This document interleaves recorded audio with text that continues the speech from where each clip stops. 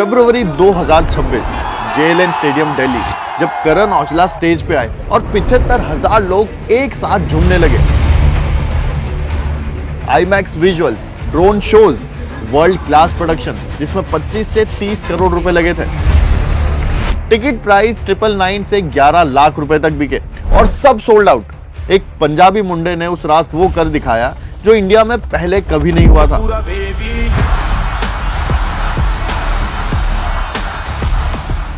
एक regional language artist ने one of the biggest concert deliver किया।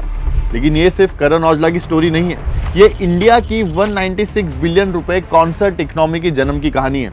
मैं हूं आशीष और ये चैनल है उन लोगों के लिए जो सिर्फ न्यूज नहीं, असली पिक्चर देखना चाहते हैं। पहले ये समझते हैं कि आपका इस वीडियो से सीधा क्या लेना देना है, क्योंकि कॉन्सर्ट इकोनॉमी सिर्फ एंटरटेनमेंट नहीं है, ये एक मैसिव इकोनॉमिक फोर्स है जो डायरेक्टली आपकी सिटी, आपकी जॉब और आपकी इन्वेस्टमेंट को अफेक्ट करती है। एक बड़ा कॉन्सर्ट सिर्फ टिकट रेवेन्यू नहीं क्रिएट करता, वो एक 3x मल्टीप्लायर इफेक्ट क्रिएट करता है, जहां हर 1 रुपए टिकट पे 3 रुपए और खर्च होते हैं, होटल्स में, रेस्टोरेंट्स में और ट्रैवल में। कोल्ड प्ले के अहमदाबाद कॉन्सर्ट में हर 100 रुपीज पे 585 की एडिशनल स्पेंडिंग क्रिएट हुई, जो लगभग 641 करोड़ की इकोनॉमी थी सिर्फ एक ही वीकेंड में। अगर आप हॉस्पिटलिटी में हो, ट्रैवल में हो या रिटेल में हो, तो ये बूम डायरेक्टली आपके लिए अपॉर्चुनिटी है। और अगर आप इन्वेस्टर हो, तो बुक माई शो की parent company big tree entertainment का नेट प्रॉफिट फाइनेंशियल ईयर 25 में 77% बढ़ के 192 करोड़ हो गया। जोमैटो की डिस्ट्रिक्ट ऐप का going out segment 191% year on year grow किया। ताज होटल्स की ब्रांड वैल्यू 55% बढ़ के $2.8 बिलियन हो गई और इंडिगो 42% बढ़ा। ये नंबर्स ऐसे हैं जो कोई नजरअंदाज नहीं करने वाला, और जो आगे होगा वो आपको हैरान कर देगा। सोचिए एक ऐसा इंडिया जो सिर्फ 5 साल पहले था, जहां कॉन्सर्ट्स का मतलब था सिर्फ फ्री पासेस, ब्रांड स्पॉन्सरशिप पे डिपेंडेंट इवेंट्स और ऑडियंस जो सिर्फ मुंबई और दिल्ली तक लिमिटेड थी। 2020 से पहले ticketing revenue total event revenue का सिर्फ 15% था, बाकी सब स्पॉन्सरशिप से आता था। और आज टिकटिंग 50 से 70% रेवेन्यू कंट्रीब्यूट करती है, और ये इंडस्ट्री में एक फंडामेंटल पावर शिफ्ट है। ये शिफ्ट का मतलब है कि इंडस्ट्री अब ऑडियंस को जेन्युइनली एंटरटेन करने पे डिपेंड करती है, ना सिर्फ ब्रांड डील्स पे। और उस शिफ्ट के पीछे एक चीज है, इंडिया का नया कंज्यूमर जो एक्सपीरियंस के लिए पैसा देने को तैयार है। अब चलते हैं इस कहानी की गहराई में। इंडिया में कॉन्सर्ट बूम की शुरुआत होती है एक डेमोग्राफिक रियलिटी से। इंडिया की 65% पॉपुलेशन 35 साल से कम की है, और जेनजी और मिलेनियल्स लाइव इवेंट अटेंडेंस का 88% है। ये जनरेशन पोजीशंस के ऊपर एक्सपीरियंस को वैल्यू देती है, और कॉन्सर्ट्स उनके लिए सिर्फ एंटरटेनमेंट नहीं, वो सोशल करेंसी है। कोल्ड प्ले के कॉन्सर्ट में जाना आई वॉज देयर प्रेस्टीज था। दिलजीत दोसांझ की दिलुमिनाटी टूर में आना एक आइडेंटिटी स्टेटमेंट था। और फोमो मतलब फियर ऑफ मिसिंग आउट इस जनरेशन का सबसे बड़ा ड्राइवर है। अर्बन इंडिया में एक सोशल रिसर्च चल रहा है, जहां डिजिटल प्लेटफॉर्म शैलो कनेक्शन देते हैं लेकिन रियल कम्युनिटी नहीं, और कॉन्सर्ट वो कम्युनिटी प्रोवाइड करते हैं जो सोशल मीडिया नहीं कर सकता। सोचिए आप रोज इंस्टाग्राम पे हजारों पोस्ट देखते हो, लेकिन कब आखिरी बार आपने कुछ ऐसे एक्सपीरियंस किया जिसमें आप एक्चुअली प्रेजेंट है, फिजिकली, इमोशनली या सोशली?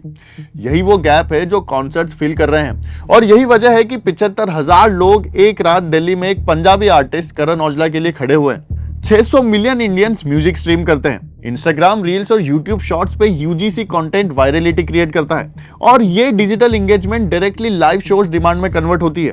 और इंडिया में ट्रिगर सिटीज बन गई हैं, जहां local streaming trends global algorithms activate कर देते हैं। जब आप कॉन्सर्ट टिकट खरीदते हो तो आप सिर्फ एक शो नहीं खरीदते, आप एक पूरी इकोनॉमी क्रिएट कर रहे हो। EY के मुताबिक इंडिया में एक बड़े कॉन्सर्ट का 3x मल्टीप्लायर इफेक्ट होता है, मतलब हर 1 रुपया टिकट पे और 3 रुपए ट्रैवल, होटल्स, रेस्टोरेंट और रिटेल में जाते हैं। कोल्ड प्ले के अहमदाबाद कॉन्सर्ट में सिंगल इवेंट ने 15,000 जॉब्स क्रिएट की, 1,38,000 ट्रैवलर्स एयरपोर्ट पे आए, और होटल बुकिंग्स 1,047% स्पाइक हुई। दिलजीत दोसांझ की 13 सिटी टूर ने 1,18,000 man days of employment create की, और करण औजला की 12 सिटी टूर ने 1 लाख टेम्पररी जॉब्स और 5 लाख अटेंडेंस की प्रोजेक्शन है।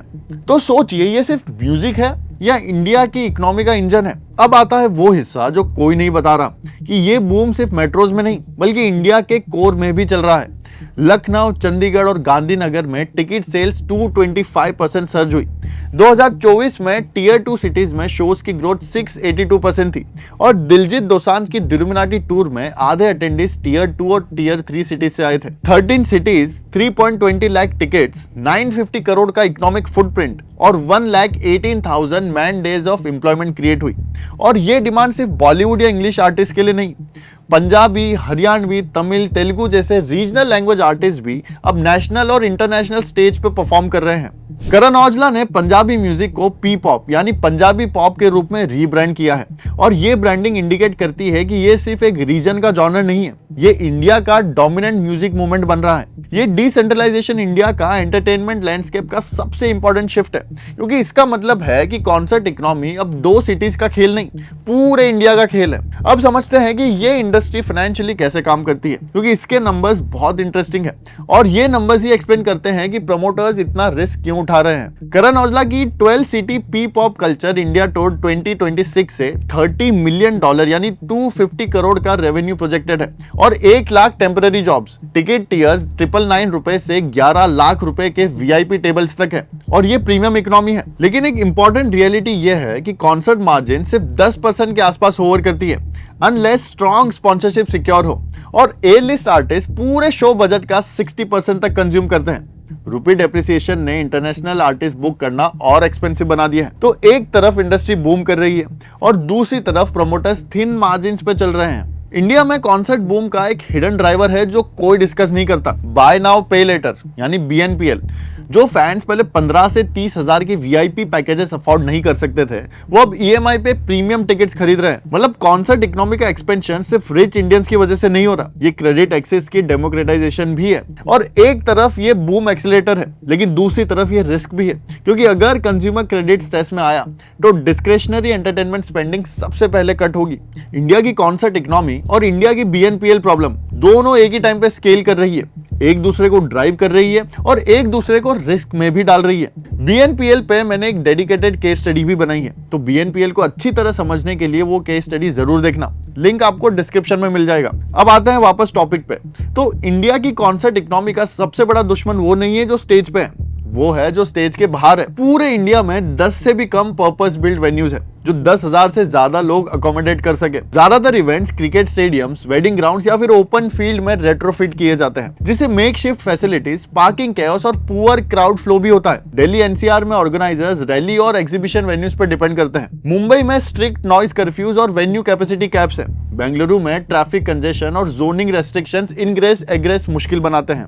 और tier 2 cities almost entirely temporary build पर रिलाई करती है।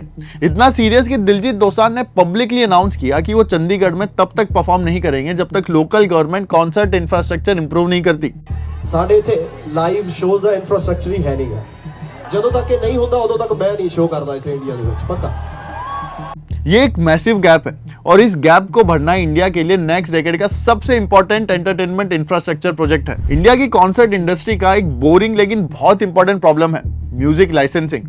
IPRS, PPL, नोवेक्स ये सब लाइसेंसिंग बॉडीज है, तो multiple overlapping right bodies, opaque tariffs और प्रमोटर्स को हर शो के लिए अलग अलग परमिशंस लेनी पड़ती है।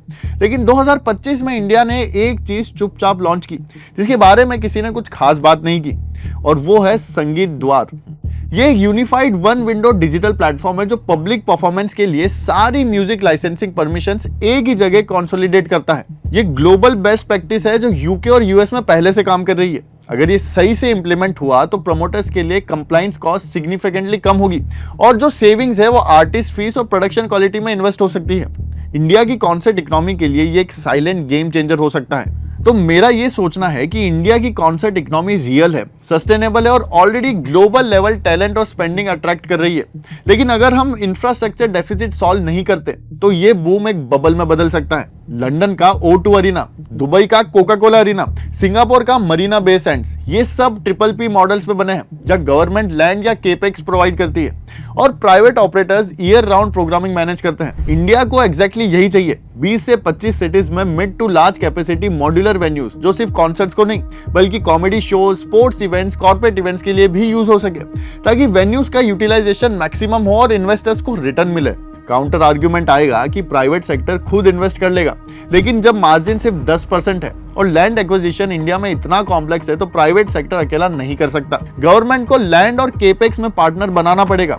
और मेरी बोल्ड प्रेडिक्शन ये है कि 2028 तक इंडिया की concert economy 196 billion rupees cross करेगी। लेकिन अगर 5 से 7 मेजर पर्पस बिल्ड वेन्यूज 2027 तक लॉन्च नहीं हुए तो सेफ्टी इंसिडेंट्स और कैंसिलेशन इंडस्ट्री की रेपुटेशन को डैमेज करेंगे और वो डैमेज रिकवर करना उस ग्रोथ से भी ज्यादा मुश्किल होगा। एक लाइन में देखें तो करण औजला ने एक रात में प्रूव कर दिया कि India world class concert deserve करता है, लेकिन इंडिया को अभी अर्जेंटली वो इंफ्रास्ट्रक्चर बिल्ड करना है जो वर्ल्ड क्लास कॉन्सर्ट्स के लिए चाहिए, वरना ये बूम अपने ही वेट से टूट जाएगा। और आपके लिए एक सीधा और डिबेटेबल क्वेश्चन ये है कि क्या गवर्नमेंट को पब्लिक फंड्स टैक्स पेयर के पैसों से कॉन्सर्ट वेन्यूज में इन्वेस्ट करना चाहिए या ये स्ट्रिक्टली प्राइवेट सेक्टर का काम है? कमेंट्स में जरूर बताइए। मैं हूं आशीष, मिलते हैं अगली केस स्टडी में एक और इंपॉर्टेंट टॉपिक के साथ। जय हिंद।